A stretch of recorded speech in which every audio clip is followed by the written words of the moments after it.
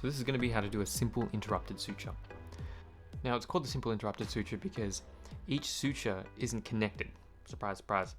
The advantage of using the simple interrupted suture is that if one of them fails, then the other ones are still in place to keep the skin together. Once you've loaded the needle by grabbing it with the suture holder or the needle holder by 2/3 from the end of the needle tip, you grab the tissue, and the first step is going out to in. So you gently lift the skin from using the forceps, and you go in at a 90-degree angle so that when you pierce the skin, you're going in about 1/2 centimeter away from the suture line to about 1/2 centimeter deep.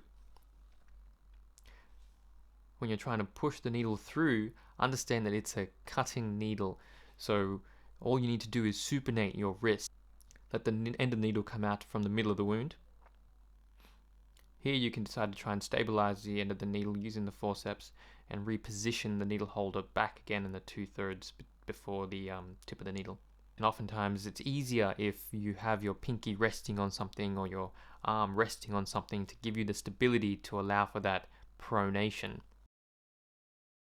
Then you decide to lift the opposing skin with the edge of the forceps, and you use the curvature needle again, supinate your wrist, and you just move through the skin, trying to make sure that you're coming out equidistant on the other side.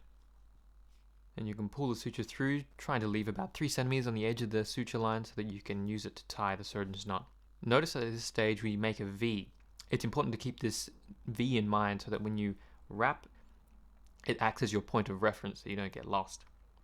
Then you grab the suture end with the needle holder and you pull through, and you pull towards you on your non-dominant hand, and you pull away from you on your dominant hand, perpendicular to the line of the suture. Then you loop back around once, grab the end of the needle again, and then you go the opposite direction, and this will lay down a square knot. And you can do these throws about 3 times. I usually do about 3 times to make sure it's secure, and then I move on to the next one. Before you do, make sure you pull the end of the knot across so that it's not laying along the suture line. Oftentimes if it does lay on the suture line, it can lead to some scarring. The suture material tends to embed itself in the skin as it's healing, and it's not quite nice, so just trying to remove it, it can be a little bit more painful as well.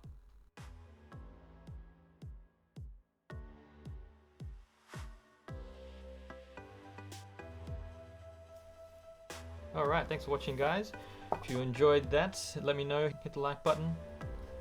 Hit subscribe if you want to see some more videos, and hit me up in the comments if there's any video ideas that you think you'd like me to do. In the meantime,